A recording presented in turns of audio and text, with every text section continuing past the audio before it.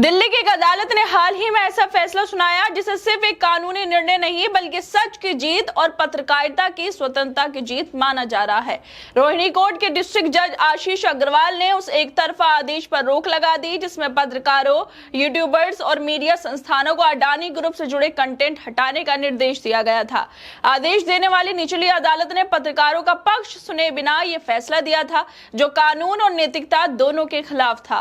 अब सवाल यह है कि आखिर सरकार को किस बात की इतनी जल्दी थी। सूचना और प्रसारण मंत्रालय ने जिस तेजी से नोटिस भेजे और 36 घंटे के भीतर वीडियो लेख हटाने का फरमान सुनाया वो किसी प्रशासनिक कार्रवाई की तरह तो बिल्कुल भी नहीं था। ऐसा लगा जैसे सरकार खुद किसी निजी कॉर्पोरेट समूह की वकील बन गई। शुक्र है कि इस बार एक जज ने कानून और संविधान के रास्ते को चुना है। ये कोई मामूली फैसला नहीं है। ये फैसला दिखाता है कि जब सरकार और बड़ी कंपनियां मिलकर लोकतंत्र की आवाज को दबाना चाहती हैं तब भी कुछ लोग न्याय और सच्चाई के साथ खड़े होते हैं।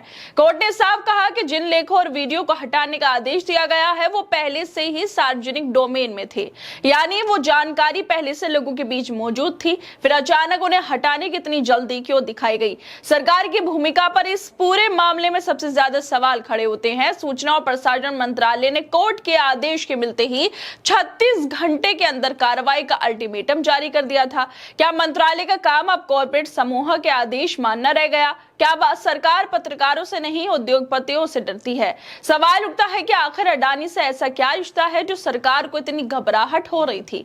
4 पत्रकारों रवि नायर, अबीर दासगुप्ता, आयुष्कांत दास, आयुष जोशी द्वारा दायर याचिका पर सुनवाई करते हुए रोहिणी डिस्ट्रिक्ट कोर्ट ने यह आदेश दिया। इस दौरान उन्होंने कहा कि कंटेंट लंबे समय से सार्वजनिक डोमेन में था, इसलिए सिविल जज को उनके कंटेंट हटाने का निर्देश देने से पहले पत्रकारों को सुनना चाहिए था।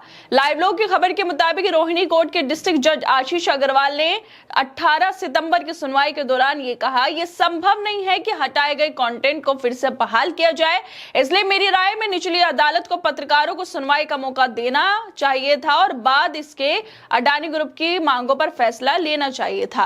यह आदेश टिकने योग्य नहीं है, इसलिए मैं इसे रद्द करता हूं। दोनों पक्षों की सुनवाई के बाद मामले को नए सिरे से तय करने के लिए अदालत को वापस भेज दिया गया है। रवीश कुमार, ध्रुव राठी, आकाश बनर्जी, अजित अंजुम जैसे नामों को भी इस एक तरफा आदेश में घसीटा गया था। क्या सरकार इतनी कमजोर हो गई है कि कुछ यूट्यूब वीडियो लेख भी अब बर्दाश्त नहीं हो रहे?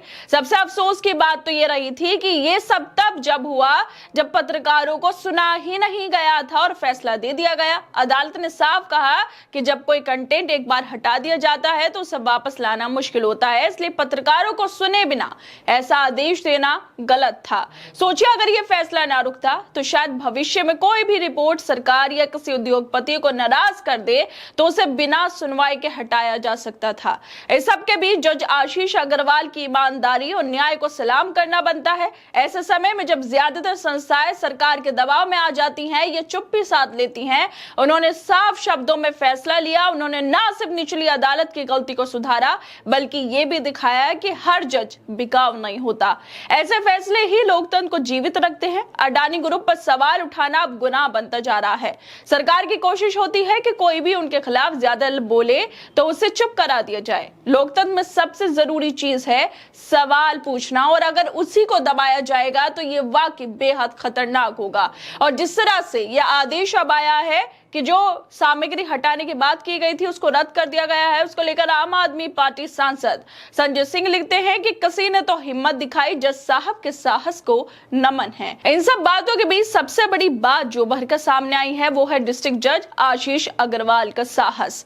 एक तरफ सरकार की जल्दबाजी, दूसरी तरफ एक विशाल उद्योगपति समूह का दबाव और उसके सामने एक जज जो संविधान, सच्चाई और न्याय के साथ खड़ा रहा। उन्होंने साफ कहा कि जब तक पत्रकारों को सुना नहीं गया तब तक किसी कंटेंट को हटाने का आदेश देना टिकाऊ नहीं हो सकता, और यही सच्चाई है। यह फैसला न सिर्फ एक कानूनी गलती को सुधारा गया बल्कि सरकार और उद्योगपति के सामने डटकर बताया गया कि जो गलत है वो गलत है।